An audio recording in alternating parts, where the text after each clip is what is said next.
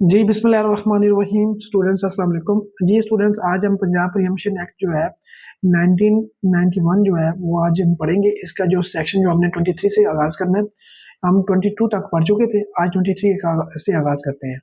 23 क्या कहता है कि no right of preemption in respect of certain properties. Certain कुछ प्रॉपर्टीज हैं, उसके लिहाज से आपको जो राइट ऑफ प्रीएम्पशन जो है ना, वो राइट ऑफ प्रीएम्पशन उनके लिहाज से नहीं होगा, ठीक है ना। वहां पे आप राइट ऑफ उस प्रॉपर्टी के लिहाज से उस प्रॉपर्टी पे आप राइट ऑफ प्रीएम्पशन अवेल नहीं कर सकते। कौन सी प्रॉपर्टीज है, पढ़ते हैं जी। सब section 1, no right of preemption shall exist in respect of sale, in respect of sale of कौन सी property, a waqf property. Waqf property, अगर वक्फ प्रॉपर्टी जो है उसकी सेल हो रही है तो उस पर कोई यानी कि आपको राइट ऑफ प्रीएम्पशन नहीं होगा। और property use for charitable purpose, charitable purpose के लिए यूज हो रही है, कोई उस पर राइट ऑफ प्रीएम्पशन आपको नहीं होगा। रिलीजियस और पब्लिक पर्पज के लिए जो प्रॉपर्टी जो है, अगर उसकी सेल हो रही है तो उस पर आपका, उसकी सेल हुई है तो उस पर कोई भी आपका यानी कि जो राइट ऑफ प्रीएम्पशन है वो नहीं है, उस पर कोई राइट ऑफ प्रीएम्पशन नहीं है। ये आपने याद रखना, ये क्वेश्चन बहुत इंपॉर्टेंट है, ये पेपर में आ भी जाता है। आगे जो है, property owned by the federal और प्रोविंशियल गवर्नमेंट और लोकल अथॉरिटी। अगर प्रॉपर्टी जो है ओन उसको करती है फेडरल गवर्नमेंट ओन करती है, या उसको प्रोविंशियल गवर्नमेंट ओन करती है, या उसको लोकल अथॉरिटी ओन करती है, मतलब कि वो उसको सेल करती है, तो फिर उस पर भी कोई राइट ऑफ प्रीएम्पशन आपको नहीं हासिल होगा, ठीक है ना। प्रीएम्प्टर को कोई राइट ऑफ प्रीएम्पशन हासिल नहीं होगा। टू, सबसेक्शन 2 क्या कहता है, the property acquired by the federal और प्रोविंशियल गवर्नमेंट। अगर इसको फेडरल या प्रोविंशियल गवर्नमेंट ने इसको अक्वायर्ड किया है और लोकल अथॉरिटी ने, in persons of any law shall not be preemptable, तो वो क्या होगी, उस पर कोई राइट ऑफ प्रीएम्पशन नहीं होगा। जिस प्रॉपर्टी को फेडरल गवर्नमेंट ने या प्रोविंशियल गवर्नमेंट ने या लोकल अथॉरिटी ने कोई अक्वायर्ड किया है, ठीक है ना, हो सकता है आपके भाई से आपको ओनर है, आपके भाई से उन्होंने परचेज कर ली है, गवर्नमेंट ने की है, ठीक है ना, उस पर राइट ऑफ प्रीएम्पशन नहीं होगा। फिर आप यानी कि वेंडी तो फिर गवर्नमेंट होगी ना, फेडरल गवर्नमेंट या प्रोविंशियल गवर्नमेंट होगी, तो आप उस पर खिलाफ कोई केस नहीं कर सकते, राइट ऑफ प्रीएम्पशन का कोई केस नहीं, दावा नहीं कर सकते, ठीक है। ये बात आपको ज़हन नशीन कर लेनी चाहिए, ठीक है। हमने 23 में ये पढ़ा कि सर्टेन प्रॉपर्टीज हैं उन पर राइट ऑफ प्रीएम्पशन नहीं हासिल होगा। वक्फ प्रॉपर्टी पे, property own by the federal government, provincial government, local authority पे अगर इनकी सेल होती है तो इन पे कोई राइट ऑफ प्रीएम्पशन हासिल नहीं होगा। अगर प्रॉपर्टी जो है वो फेडरल गवर्नमेंट, प्रोविंशियल गवर्नमेंट या लोकल अथॉरिटी उसको खरीदती है तो उस पर भी आपका कोई राइट, उस प्रॉपर्टी पे भी उसका कोई राइट नहीं हासिल होगा, राइट ऑफ प्रीएम्पशन कोई हासिल नहीं होगा। ये आपने ज़हन नशीन कर लेनी है। आगे चलते हैं सेक्शन 24। सेक्शन 24 क्या कहता है, plaintiff to deposit sale price of the property. जो प्लेंटिफ है वो क्या करेगा, सेल प्रॉपर्टी की जो सेल प्राइस है ना वो डिपॉजिट करवाएगा कोर्ट में। जब उसने दावा कर दिया, तलब खुसूमात की, तलब खुसूमात आपको पता है सूट फाइल करके होती है, तीसरी तलब है। पहली है तलब मुसबत, तलब इशात, तलब खुसूमात। तलब मुसबत की उसको जमीन वेंडी ने नहीं दी, तलब इशात की विटनेस उसने भी फिर उसने यानी उसकी रिक्वेस्ट को नहीं माना, तलब खुसूमात फिर उसने कोर्ट में की। वो कोर्ट कहती है अगर आपने ये सूट करना है, राइट ऑफ प्रीएम्पशन यूज करना है, तो फिर जो इसकी प्राइस है ना, सेल प्राइस जो प्रॉपर्टी की, वो आप जमा करवाएं। वो देखते हैं, पढ़ते क्या कहते हैं। In subsection 1, in every suit for the preemption, जो प्रीएम्पशन का सूट होगा ना, सूट फॉर प्रीएम्पशन के लिए आपने केशुफा का सूट किया, उस हर सूट में क्या होगा, the court shall require the plaintiff, plaintiff को कहेगी to deposit in such case, in such court, उस कोर्ट में, जिस कोर्ट में क्या चल रहा है, तो प्लेंटिफ को कह के आप डिपॉजिट करवाएं, जमा करवाएं, क्या, 1/3 of the sale price of the property. जिस प्रॉपर्टी के लिए आप यानी कि ये लेना चाह रहे हैं उसकी जो 1/3 जो अमाउंट है ना वो जमा करवाएं। इन कैश, कैश में, within such period as the court में फिक्स, जो कोर्ट फिक्स कर देगी कितने दिनों में आपने वो जमा करवाने हैं पैसे, तो फिर उसको करवाने पड़ेंगे, ठीक है ना। प्रोवाइडेड दैट, उसने कहा है प्रोवाइडेड दैट, बशर्ते के such period shall not exceed beyond 30 days of the filing of the suit, ठीक ना। मतलब उसको जब उसने सूट फाइल किया उससे 30 दिन के अंदर अंदर उसने वो क्या करना है, वो जो रकम है वो डिपॉजिट जमा करवाने हैं, 1/3 जमा करवाना है।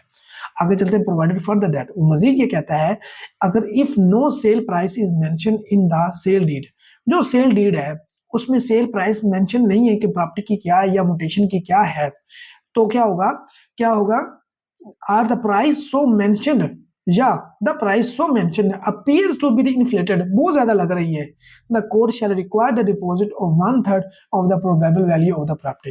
तो कोर्ट फिर क्या कहेगी, आप इसका 1/3 जमा करवा दें। हो सकता है जो मैनी ने जमीन ली है, तो वो इमूवेबल प्रॉपर्टी ली है, वो उसने ली हो 5 लाख में, लिखवा 15 लाख दी हो, तो कोर्ट को लगता है ये तो बहुत ज्यादा इसलिए लिखवाई, ये जो म्यूटेशन में लिखी, सेल डीड में लिखी हुई है, लिहाजा क्या है इसकी 1/3 वो जो प्रीएम्प्टर है वो 1/3 जमा करवा दे। ठीक है, यहाँ पे हम पढ़ रहे हैं actually the plaintiff to deposit the sale price of the property. जो प्लेंटिफ होगा वो क्या करेगा, सेल प्राइस वो जमा करवाएगा, 1/3 करवाएगा। ठीक है, आगे पढ़ते हैं, सबसेक्शन 2 में चलते हैं। सबसेक्शन 2 कहता है where the plaintiff fails to make the deposit under subsection 1, under subsection 1 अगर प्लेंटिफ फेल हो जाता है, डिपॉजिट नहीं करवाता under subsection with in the period fixed by the court, with in the period fixed by the court, with in the period, उस period में जो court ने फिक्स किया है, आर विदड्रा या वो विदड्रा कर लेता है the sum so deposit by him, जो उसने सम डिपॉजिट किया है वो या उसको वापस ले लेता है, his suit shall be dismissed, तो उसका सूट जो होगा वो डिसमिस्ड हो जाएगा। ये आपने याद रखना है, अगर जो कोर्ट ने कहा 1/3 आप जमा करवाएं तो उस प्रीएम्प्टर ने नहीं करवाया तो उसका जो सूट होगा वो शैल बी सूट फॉर प्रीएम्प्शन वो शैल बी डिसमिस्ड हो जाएगा। ठीक है, अच्छा जी आगे चलते हैं जी। 3 में, सबसेक्शन 3 में क्या कहते हैं, every sum deposited under subsection 1, वो कहता है कि जो डिपॉजिटेड प्रीएम्प्टर ने जमा करवाया ना जी कोर्ट में इन द सूट फॉर प्रीएम्प्शन में, shall be available for the discharge of cost, जो भी कॉस्ट आएगी वो उसके लिए अवेलेबल होगा, उसमें से वो मिनहा कर लिए जाएंगे। ठीक है जी, आगे चलते हैं जी। सूट पर जो भी कॉस्ट आएगी, विटनेस को बुलाने के लिए जो कॉस्ट आएगी, कार्रवाई चलाने के लिए कॉस्ट आएगी अदालत की तरफ से, तो वो उसको उससे मिनहा कर लिए जाएंगे। ठीक है ना, आगे चलते हैं जी। 4 सबसेक्शन 4 क्या कहता है, the probable value fixed under subsection 1, जो प्रोबेबल वैल्यू मुमकिन जो वैल्यू उसकी जी प्रॉपर्टी की जो फिक्स की गई है, ठीक है ना, वो शैल not affect the final determination of the price, जो उसकी कोर्ट फाइनल डिटर्मिनेशन करेगी ना प्रॉपर्टी की, उसको अफेक्ट नहीं करेगी। क्या अब जो कोर्ट ने उसकी प्रोबेबल वैल्यू जो एक उसको लगती थी अब कि मुमकिन हाथ तक वैल्यू उसको नजर आता कि ये वैल्यू होनी चाहिए, तो अब कोर्ट ने करती तो अब फाइनल वही होगी, नहीं ना ना, कोर्ट जो फाइनल वैल्यू है ना, जो उसकी फाइनल प्राइस होगी वो एंड पर ही जब डिक्री करेगी उस वक्त ही डिटरमिन होगी, तो कोर्ट उसकी क्या करती है उसको अफेक्ट नहीं करेगी, इसका उसके साथ कोई तल्लुक नहीं है। ठीक है ना, जो उसने जी देखे the probable value fixed under subsection 1, जो अंडर सबसेक्शन 1 की गई है, shall not affect the final determination of the price payable by the preempter, जो प्रीएम्प्टर ने पे करनी है at the end of the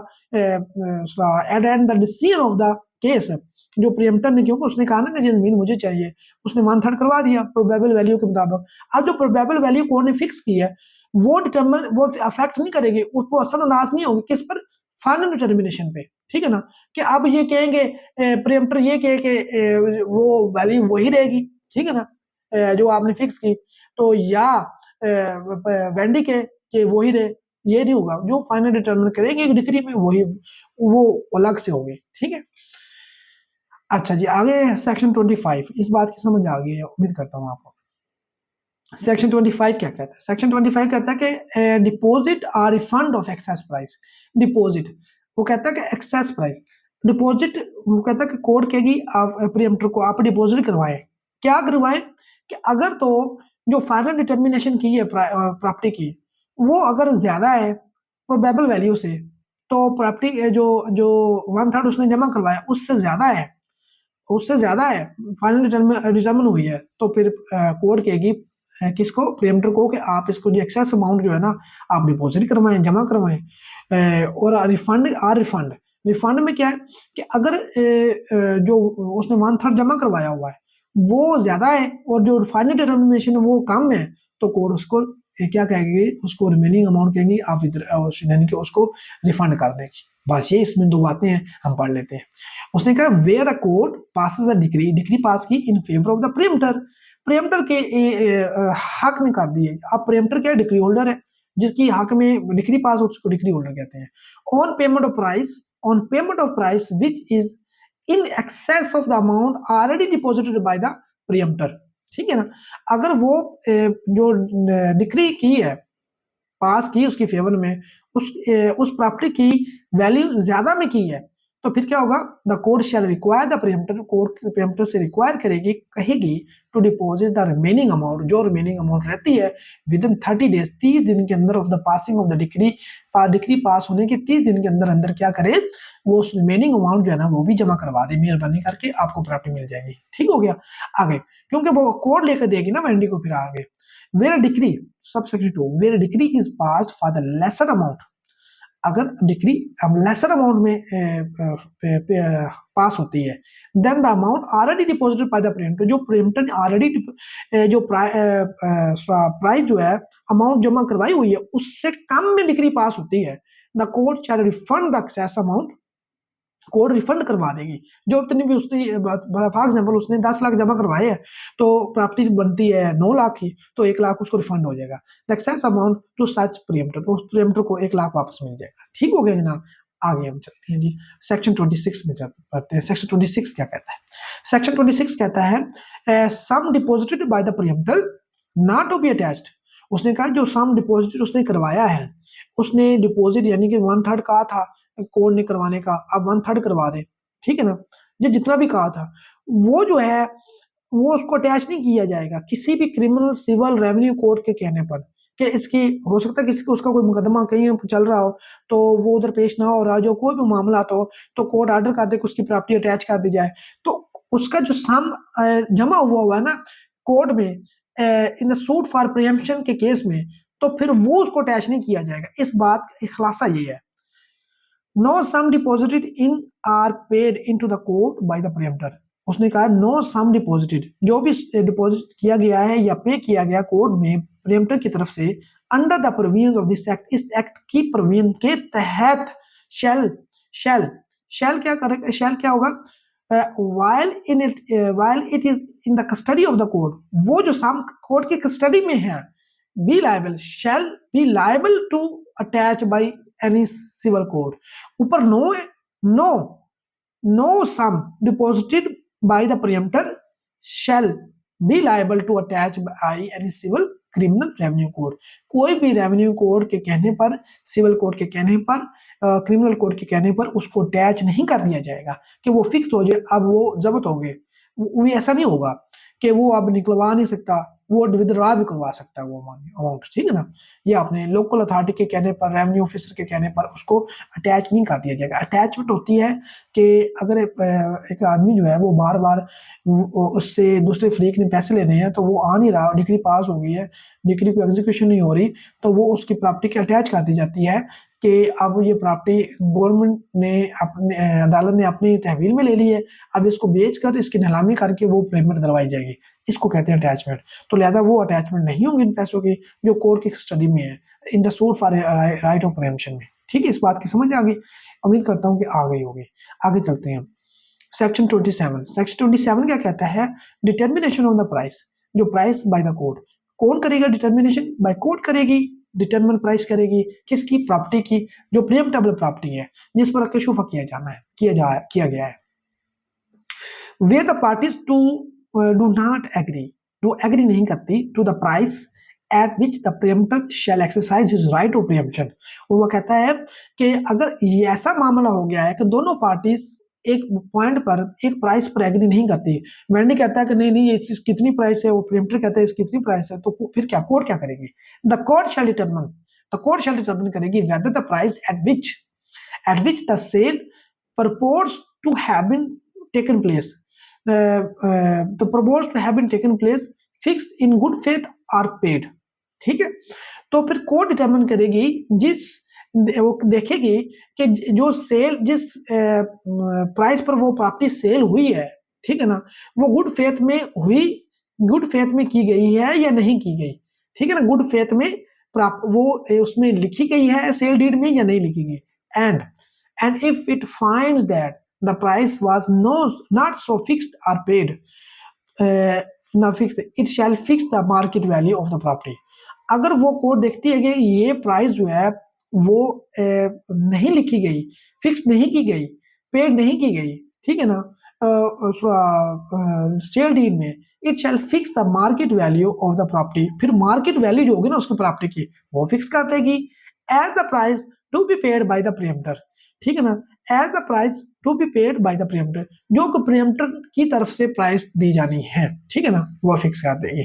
ठीक है, आगे चलते हैं, आगे हम पढ़ते हैं जी। आगे सब सेक्शन 2 में क्या, if the court find that the price was fixed in good faith or paid it shall, अगर वो कोर्ट ये समझती है कि जो प्राइस जो पे की गई है या फिक्स की गई है सेल डील में, वो गुड फेथ में की गई है, ठीक है, वो इतनी ही बनती है, it shall fix such price to be paid by the preempter, तो वो कोर्ट डिटरमिन का उसको डिटरमिन कर दी कि यही प्राइस ठीक है, मुनासिब है, ये फिर प्रीएम्प्टर पे करेगा, इसका मतलब ये है जी। ठीक है, हम आगे चलते हैं सेक्शन 28। सेक्शन 28 क्या कहता है? सेक्शन 28 कहता है market value how to be determine, court ने कहा कि तो फिर मार्केट वैल्यू डिटरमिन जो होगी वो प्रॉपर्टी की वही लगा देंगे, अगर वो फिक्स नहीं है, ठीक है ना, तो अगर कोर्ट को ज्यादा लगती है तो फिर मार्केट वैल्यू वो कोर्ट डिटरमिन कर देगी। अब वो कहता है मार्केट वैल्यू डिटरमिन कैसे की जाएगी प्रॉपर्टी की, ये क्वेश्चन है। तो क्वेश्चन ये सेक्शन 28 जवाब देता है, for the purpose of determining the market value of the property, market value जो प्रॉपर्टी की मार्केट वैल्यू डिटरमिन करने के लिए द कोर्ट में कंसीडर द फॉलोइंग पॉइंट को कंसीडर कर सकती है among other matters as evidence of such value, ठीक है ना, तो एविडेंस के तौर पर जो ना जो फॉलोइंग पॉइंट्स उनको कंसीडर कर सकती है वो मार्केट वैल्यू डिटरमिन करने के लिए प्रॉपर्टी की। ठीक है, मार्केट वैल्यू क्या है प्रॉपर्टी की, क्या है? पहला पॉइंट ए कहता है कि the price or value actually received or to be received by the vendor from the vendee, ठीक है ना, फिर वो वेंडर से बुलवा सकती है कि आपने वेंडी से कितनी अमाउंट रिसीव की, ये भी एक तरीका है मार्केट वैल्यू डिटरमिन करने का। और दूसरा the estimated amount of the average annual net profit of the property, और the estimated amount of the average जो नेट एनुअल नेट प्रॉफिट जो होता है उसके एवरेज एनुअल नेट प्रॉफिट, ये प्रॉफिट यानी कि सालाना कितनी यानी बढ़ती है, सालाना कितनी बड़ी होगी हर तो उसका एनुअल नेट प्रॉफिट क्या है उस प्रॉपर्टी का, तो उससे भी अंदाजा लगाया जा सकता है। ठीक है, the value of the similar property, the value of the similar property in the neighbourhood में कोर्ट पता करवा सकती है कि नेबरहुड में जो प्रॉपर्टी है उसकी वैल्यू कितनी है, सिमिलर प्रॉपर्टी उस तरह की है। अगर एक दुकान की अगर एक जमीन 1 एकड़ है, उसके साथ वाला एकड़ उसके नेबर से अंदाजा लगाया जा सकता है। ठीक है, and the value of the similar property as shown by the previous sales made in the near past, अगर उसी तरह की वो सिमिलर प्रॉपर्टी जो है वो सेल हुई है माजी में कुछ अर्सा पहले, तो उसकी वैल्यू से भी अंदाजा लगाया जा सकता है। ठीक है ना, सेल से भी अंदाजा लगाया जा सकता है कि मार्केट वैल्यू उसकी क्या है इस प्रॉपर्टी की, जिस पर जो प्रीएम्प्टर है वो डिमांड कर रहा है कि ये प्रॉपर्टी मुझे मिलनी चाहिए। ठीक है, ये तरीकेकार है। आगे सेक्शन 29 पढ़ते हैं। सेक्शन 29 कहता है गवर्नमेंट में एक्सक्लूड एरियाज फ्रॉम प्रीएम्पशन, वो कहता है कि जो गवर्नमेंट है कुछ एरियाज को एक्सक्लूड कर सकती है कि राइट ऑफ प्रीएम्पशन वहां पे नहीं होगा। को कैसे देखते हैं? द गवर्नमेंट में कर सकती है इन द पब्लिक इंटरेस्ट में, पब्लिक के फायदे में, by a notification in the official gazette में नोटिफिकेशन के जरिए, declare that in any local area, किसी भी लोकल एरिया में, or with respect to any sale or class of the sale, with respect to any sale or class of the sale, मतलब कि किसी भी सेल के लिहाज से या क्लास ऑफ सेल के लिहाज से no right of preemption shall exist or any such limited right as it may specify shall exist. उसने कहा है जो कोड होगी, जो गवर्नमेंट होगी, वो पब्लिक इंटरेस्ट में ऑफिशियल गजट में डिक्लेयर कर सकती है कि क्या कर सकती है कि कोई भी लोकल एरिया वो सेल के लिहाज से कि अगर वो सेल होता है तो उस पर राइट ऑफ प्रीएम्पशन नहीं एग्जिस्ट करेगा, or only such limited right as it may specify shall fix, या जो राइट ऑफ प्रीएम्पशन है वो उसको उस पर लिमिट लगा सकती है कि इस हद तक आपको राइट ऑफ प्रीएम्पशन होगा, इस प्रॉपर्टी पे राइट ऑफ प्रीएम्पशन नहीं होगा, ये भी लिमिट भी लगा सकती है। ठीक है ना, कि इतनी प्रॉपर्टी पे आपको राइट ऑफ प्रीएम्पशन होगा या इतनी प्रॉपर्टी पे आपको राइट ऑफ प्रीएम्पशन नहीं होगा, ये भी कर सकती है। ठीक है, आगे चलते हैं। सेक्शन 30 क्या कहता है? लिमिटेशन में इसमें ये लिखा हुआ है पीरियड 4 मंथ इसका लिमिटेशन है। The period of limitation for a suit to enforce right of preemption, उसने कहा है the period of limitation for a suit to enforce a right of preemption, अगर आपने राइट ऑफ प्रीएम्पशन इन्फोर्स करवाना है under this act, इस act के तहत शैल बी 4 मंथ्स, 4 महीने हैं, ये याद रखिएगा, फ्रॉम द डेट, कौन सी डेट से, of the registration of the sale deed, जो सेल, जब से सेल डीड आपको पता चला है सेल डीड रजिस्टर्ड हो गई है, मतलब कि रजिस्ट्री हो गई है उस प्रॉपर्टी की, उसने आगे भेज दिया, आपको पता चला, उससे 4 महीने, ठीक है ना, उससे 4 महीने के अंदर आप right of preemption file, suit file, right of preemption file कर सकते हैं। बी क्या कहता है, of the attestation of the mutation, ठीक है ना, of the attestation of the mutation if the sale is made otherwise then through the registered sale deed, अगर इंतकाल हुआ है मतलब कि पटवारी के पास जाके इंतकाल करवा दिया उसने जमीन का, तो वो भी अगर उसको पता लग गया है तो उससे भी 4 महीने से, वो विदिन 4 महीने जब उसको सूट फाइल करेगा। सी कहता है कि on which the vendee takes physical possession, अगर वेंडी जो है जिसको जमीन बेची गई है वो फिजिकल पोजेशन ले लेता है, ठीक है ना, if the sale is made otherwise then through the जिससे सेल डीड ऑन म्यूटेशन, उसकी सेल डीड भी नहीं हुई और म्यूटेशन भी नहीं हुई, तो फिर क्या उसने पोजेशन ले ली, डायरेक्ट पोजेशन ले ली, उससे भी अंदाजा लगाया जा सकता, उससे भी, उससे 4 महीने, उससे लेकर विदिन 4 महीने में उसने सूट फाइल करना है, ठीक है ना। डी क्या कहता है, ऑफ नॉलेज बाय द प्रेम्प्टर, या प्रेम्प्टर के जब नॉलेज में आए, वो चाहे 3 साल बाद आए, 2 साल बाद आए, साल बाद आए, 6 महीने बाद आए, वो क्या करेगा, वो उसको वो से राइट ऑफ जो प्रेम्पशन है वो अवेल कर सकता है। और the sale is not covered under paragraph 1 A B और सी, अगर ये सेल जो है, सेल उसकी सेल डीड नहीं हुई, अटेस्टेशन नहीं हुई, म्यूटेशन नहीं हुई, या वेंडी ने उसकी फिजिकल पोजेशन नहीं ली, वो ये कह रहा है, तो फिर इसके अलावा अगर उसके नॉलेज में आ जाती है, if the sale is not covered under paragraph A B C में अगर कवर नहीं हुई सेल इस तरह नहीं हुई जो ऊपर बताए तरीके, तो फिर अगर जब उसके नॉलेज में आए तब से 4 महीने के अंदर अंदर वो क्या करेगा, वो सूट फाइल करेगा।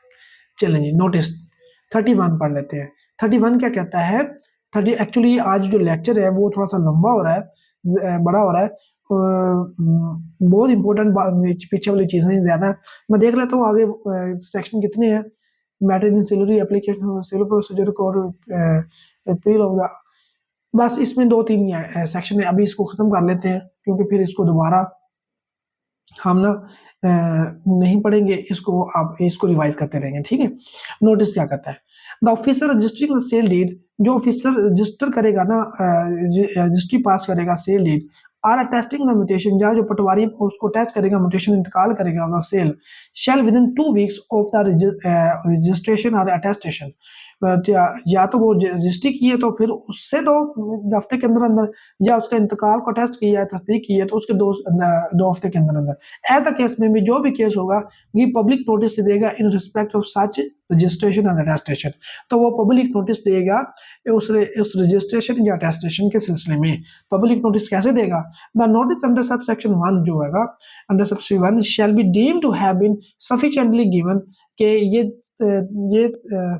समझ लिया जाएगा कि जो नोटिस है वो सफिशिएंटली डिलीवर हो चुका है if it is displayed on the main entrance of the mosque, अगर वो मॉस्क जो मस्जिद है उसके मेन एंट्रेंस पे लगा दिया गया जहाँ में वो प्रॉपर्टी एग्जिस्ट करती है, and on any other public place of the village, या any other public place of the village पे लगा दिया गया, और place where the property is situated, ठीक है, वहां पे लगा दिया गया है। तो ये बात समझ आ गई, तो नोटिस ऐसा सर्व होगा। नोटिस सर्व कौन करेगा, जब वो उसकी म्यूटेशन होगी प्रॉपर्टी की या उसकी अटेस्टेशन होगी इंतकाल की, तो वो जो रजिस्ट्रिंग ऑफिसर होगा या जो अटेस्टिंग ऑफिसर होगा वो क्या करेगा, वो नोटिस करेगा within 2 weeks of the attestation और registration of the sale deed, तो उसको यानी कि वो कहाँ पे लगाएगा, उसको कॉन्स्पिक्यूअस जो प्लेस होगी ना, इंटरेस्ट मेन इंटरेस्ट पे लगाएगा, ऑफ द मॉस्क पे या पब्लिक प्लेस पे या विलेज पर या ऐसी प्लेस पे जहाँ प्रॉपर्टी सिचुएट करती है। ठीक हो गया जनाब, ये बड़ा ही आसान था। इस आगे चलते हैं। 3 the charges for the notice, under section 2 shall be recovered from the Wendy, Wendy से रिकवर किए जाएंगे क्योंकि उसकी सेल डीड हो रही है ना, वो उसको पे करेगा by the officer registering the sale deed or attesting the of mutation. जो या तो उस ऑफिसर जो इसको रजिस्टर कर रहा है, इसकी रजिस्ट्री कर रहा है, या उसकी म्यूटेशन के इंतकाल कर रहा है। एट द केस में भी जो भी केस हुआ at the time of such registration attestation, जो भी हुआ, चाहे वो रजिस्ट्रेशन हुई, चाहे वो रजिस्ट्री हुई, चाहे वो इंतकाल हुआ, तो उस वक्त जो भी ऑफिसर होगा वो उससे वेंडी से लेगा, ठीक है ना, कॉस्ट जो भी उसकी कॉस्ट आएगी नोटिस सर्व करने की। आगे चलते हैं जी।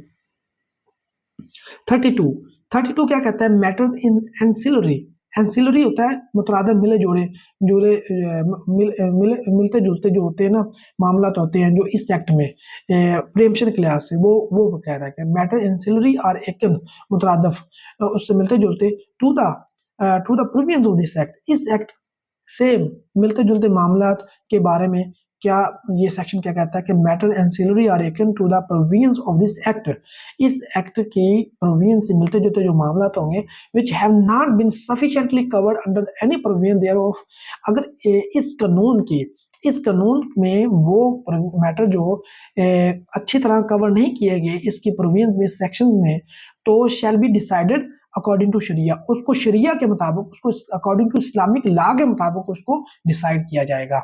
अगर कोई ऐसा मामला आ जाता है जो इस एक्ट में वो उसको कवर नहीं होता, एक्ट उसका हाल नहीं बताता, तो फिर उसका हाल कहाँ से देखा जाएगा, शरिया लॉ में, मतलब अकॉर्डिंग टू इस्लामिक लॉ। ये आपने याद रखना है, ठीक हो गया। आगे चलते हैं जी। 32 क्या कहता है, 33 क्या कहता है, application for the application of the civil procedure code and Qanun Shahadat, क्या इस पे कानून शहादत और सिविल प्रोसीजर एप्लीकेबल होगा, ये राइट ऑफ प्रियम्पशन जो आप अवेल कर रहे हैं इसकी प्रोसीडिंग पे या नहीं। The provision of the code of civil procedure and the Qanun Shahadat or any other law for the time are on the subject for the time being enforced. Mutatis mutandis apply to the proceeding under this act. When the मतलब के with necessary changes, mutatis mutandis होता है with necessary change, जहाँ पे in civil procedure code की provision को जैसे जहाँ पे उसको इस्तेमाल किया जा सकता होगा या कानून शहादत की प्रोविजन को इस्तेमाल किया जा सकता होगा, तो वहां पर उसको किया जाएगा, वो उसकी प्रोसीडिंग पे अप्लाई होगी, इस एक्ट की प्रोसीडिंग में अप्लाई जरूर होगी। मतलब कि राइट ऑफ प्रियम्पशन में कानून शहादत भी अप्लाई करेगा और सिविल प्रोसीजर भी कोड भी अप्लाई करेगा, ये आपने याद रखना है। सेक्शन 34 जो है ये है, उसने कहा है कि जो रिपील ऑफ द एक्ट 1913 का रिपील एक्ट था प्रियम्पशन का, उसको रिपील कर दिया, खत्म कर दिया, इसमें कोई कुछ नहीं है। 35 में भी सेविंग है, इसको भी छोड़ दें आप, और 36 में ये भी रूल को डील करता है, रूल्स गवर्नमेंट बनाएगी by notification in the official gazette के जरिए, तो इसको भी छोड़ दें, 37 को भी छोड़ दें। लें जी, अल्हम्दुलिल्लाह आपका जो पंजाब प्रियम्पशन एक्ट जो हमने आगाज किया था वो हमने 4 लेक्चर्स में अल्हम्दुलिल्लाह से इसको हमने वाइंड अप कर लिया है। अल्लाह का बड़ा एहसान है कि हाँ मैंने आपको एक एक लफ्ज़ एक एक वर्ड जो है ना वो आपको बता दिया है, उसको ट्रांसलेट करके उसका कंसेप्ट क्लियर करा दिया। उम्मीद करता हूँ कि आपको समझ आई होगी। और आपने अब क्या करना है, जितने भी इंपॉर्टेंट क्वेश्चन जो है वो मैं इंशाल्लाह आपके साथ शेयर करूंगा कि आपने इसमें से कौन कौन से क्वेश्चन मान सकते हैं। मैं तो ये कहता हूँ कि अगर आपने इसको मेरी वीडियोस को सुन लिया है ना, आपने मेरी वीडियोस को सुना है, तो हर सेक्शन एक क्वेश्चन बनता है, वो चाहे मुख्तसर बनता है चाहे लॉन्ग बनता है, वो हर सेक्शन एक क्वेश्चन बनता है, ठीक है ना। जैसे को प्राइस कैसे डिटरमिन की जानी है, ठीक है, मैं आपको अभी बता देता हूँ, इसी वीडियो के एंड पे बता देता हूँ। ये देखें, ये जो है ना, जो शॉर्ट टाइटल सेक्शन 1 जो है, इसको तो एमसीक्यूज में आ सकता है, अगर आपके एमसीक्यू पेपर में आते हैं तो उसमें आ सकता है, ठीक है ना। तो डेफिनेशन वाला पूरा लॉन्ग क्वेश्चन बन सकता है, 10 नंबर का, 20 नंबर का, कि डेफिनेशन वो कह सकता है define the following terms, immovable property, preempter और राइट ऑफ प्रीएम्पशन और सेल, ठीक है, इसको करें, डिफाइन करें, तो आपने करनी होगी इसको इसी सेक्शंस की मदद से। इंटरप्रिटेशन ये भी आपको यानी कि सेक्शन 3 2 नंबर का पूछ सकता है, सेक्शन 4 का भी 2 नंबर में पूछ सकता है। और अगर 5 जो है वो है राइट ऑफ प्रीएम्पशन, क्या होता है, ये राइट ऑफ प्रीएम्पशन कब अराइज होता है ये भी पूछ सकता है, और राइट ऑफ प्रीएम्पशन ये इकट्ठा पूछ सकता है। 5 6 ये राइट ऑफ प्रीएम्पशन कब अराइज होता है और राइट ऑफ प्रीएम्पशन किन किन को हासिल है, ठीक है ना, और उन किन किन को हासिल है उनकी डिटेल बताएं। तो ये 5 और 6 ये भी 10 नंबर का इकट्ठा पूछ सकता है, और इनको किन को राइट ऑफ प्रायोरिटी होगी साथ ये भी मिला दे, तो और साथ आगे वाला ज्वाइंट राइट वाला प्रीएम्पशन में मिला दे, तो मेथड नो वाला भी मिला दे, तो ये आपको और विदरा ये 9 तक ये आपको 20 नंबर का क्वेश्चन पूछ सकता है कि ना कि ज्वाइंट राइट ऑफ प्रीएम्पशन कैसे ज्वाइन किया जाएगा, प्रायोरिटी किसको हासिल होगी, मेथड ऑफ डिस्ट्रीब्यूशन क्या होगा अगर मोर देन 2% इक्वली इंटाइटल होंगे, तो ये इकट्ठा एक क्वेश्चन बना के वो आपसे पूछ सकता है। ठीक हो गया। आगे भी चलते हैं विदड्रॉल ऑफ क्लेम के बारे में। अगर आपको राइट ऑफ आप प्रीएम्प्टर है तो आपने अपना जो क्लेम है विदड्रॉ कर लिया, तो उस लिहाज से आपको पूछ सकता है कि उसका इफेक्ट क्या आएगा केस पर, तो क्या बाकी प्रीएम्प्टर्स को फिर प्रॉपर्टी मिलेगी, कितनी मिलेगी, कैसे मिलेगी, ये वाला। ठीक है ना। सेल ऑफ, ये क्वेश्चन बहुत अहम है, ये आपकी प्रपोजिशन भी बन सकती है या आपके वो 5 नंबर का पूछ सकता है, 10 नंबर का पूछ सकता है कि अगर दरख्त या बिल्डिंग कोई अटैच है उसको सेल कर दिया जाए तो क्या उस पर राइट ऑफ प्रीएम्पशन होता है या नहीं होता। फिर सेक्शन 11 की मदद से आप उसका जवाब देंगे। Right to revoke sale, right to revoke sale, ये राइट टू रिवोक सेल इसके बारे में आप क्या जानते हैं। ठीक है ना। रिवोक अगर वेंडर या वेंडी दोनों के पास राइट ऑफ जो रिवोक सेल का होगा तो उसका राइट ऑफ प्रीएम्पशन पे क्या इफेक्ट होगा या नहीं होगा, तो ये पूछ सकता है, ये आ सकता है जनाब। Demand of preemption, demand of preemption जो है, डिमांड ऑफ प्रीएम्पशन तलब मुसीबा, तलब शाह, तलब खुसूमात, बहुत इंपॉर्टेंट है, बहुत इंपॉर्टेंट है ये सेक्शन। डिमांड्स किस तरह से करनी है, इस तरतीब के साथ करनी है। पहले मुसीबात करेंगे, उसको रिक्वेस्ट करेंगे, भाई जेड़ा जमीन मेरी है मनु दो, तुसी अपना काम करो, तुसी पैसे लो ते अल्लाह बिल्ली हो। ठीक है ना। तो अपना अपनी होर कोई खरीदो, वो नाम क्या करेंगे, वो इमीडिएट डिमांड आपने की, वो नहीं माना, तलब शाद की, फिर वो आपने तलब शाद पे आ गए बी पे, फिर वो भी नहीं उस पे यानी कि 2 विटनेस की मौजूदगी में की नोटिस भेजा, वो भी नहीं माना। फिर क्या आपने कहा कि मैं ठीक है तलबे खुसूमात कर रहा हूँ, मतलब कि आप अदालत में चलेंगे उसको सू करके। ठीक है ना। ये देखिए डिमांडिंग ऑफ फाइलिंग सू तलबे खुसूमात, तो ये चीज़ है। इसकी वो क्वेश्चन पूछ सकता है पूरा आपसे। डिमांड बाई गार्डियन, क्या गार्डियन जो है या एजेंट है, अगर वो कहता है कि प्रीएम्प्टर मार जाता है तो फिर उसका क्या होगा, उसका इफेक्ट क्या होगा।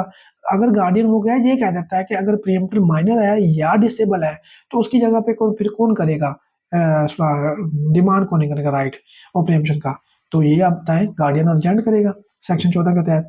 Waiver of the right of preemption, waiver of the right of preemption जो है, waiver of the right of preemption ये कौन करेगा। ठीक है ना। 15 waiver of the right of preemption, अगर राइट ऑफ प्रीएम्पशन वेव कर दिया जाए तो इसका क्या इफेक्ट होगा।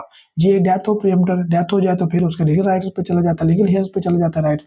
Abetment of the right of preemption, right खत्म कब होता है, राइट खत्म कब होता है, ये आप बताएं। ठीक है ना। राइट खत्म कब होता है, ये बहुत इंपॉर्टेंट, अगर मैं पेपर बनाऊँ तो मैं ये बहुत जरूर होगा। ठीक है। आगे है सेक्शन 18 बहुत इंपॉर्टेंट है, नॉन मुस्लिम और मुस्लिम वाला। और 19 जो है right of preemption non transferable यानी इनडिविजिबल, ये बहुत ही इंपॉर्टेंट है। ये 19, 18, 17 ये सारे मिला कर दे सकता है आपको। ठीक है। Where the preempter and the vendee equally entitle, जहाँ पे इक्वली इंटाइटल हो तो फिर क्या प्रॉपर्टी तकसीम होगी। Move improvements made by the improvements वाला 21-22, ये वाला 21-22 इकट्ठा मिलाकर 10 नंबर का 5 नंबर का दे सकता है आपको। ठीक है ना। ये आपने जरूर करना है। और 23 जो है ये बहुत ही इंपॉर्टेंट है, राइट ऑफ ये no right of preemption available in certain cases properties में, ये आपने जरूर करना है। आगे चलते हैं। Plaintiff to deposit sale price of the property. ठीक है ना। Plaintiff to deposit sale price of the property, sale price जो के बारे में कैसे डिटरमिन की जाएगी, और सेल प्राइस जो सेल वो प्लेंटिफ के लिए क्या, प्लेंटिफ कितनी सेल जो डिपॉजिट करवाएगा कोर्ट में, ठीक है, कितने दिनों में करवाएगा, और ये जो प्राइस है कोर्ट कैसे डिटरमिन करेगी, मार्केट वैल्यू कोर्ट कैसे डिटरमिन करेगी, ये सारी चीज़ें इसमें आ जाती हैं, बहुत इंपॉर्टेंट है। और गवर्नमेंट क्या जो है वो के पास राइट है कि वो उसको एरिया को यानी कि वो एक्सक्लूड कर दे राइट ऑफ प्रीएम्पशन से, कर सकती है या नहीं कर सकती। लिमिटेशन कितनी है, 4 महीने है, इसकी याद रखना। आप जब से आपको पता चला है आपने तलब की है, तलब मुसबा, तलब शाह, तलब खुसूमात, जैसे ही आपको पता चला उससे लेकर आपने तलब शुरू कर देनी है, 4 महीने के अंदर आप सूट फाइल कर सकते हैं। ठीक है जनाब। नोटिस कौन करेगा, रजिस्टरिंग ऑफिसर करेगा, टेस्टिंग ऑफिसर करेगा। ठीक है। और ये हो गया 2 हफ्ते के अंदर अंदर ठीक करेगा।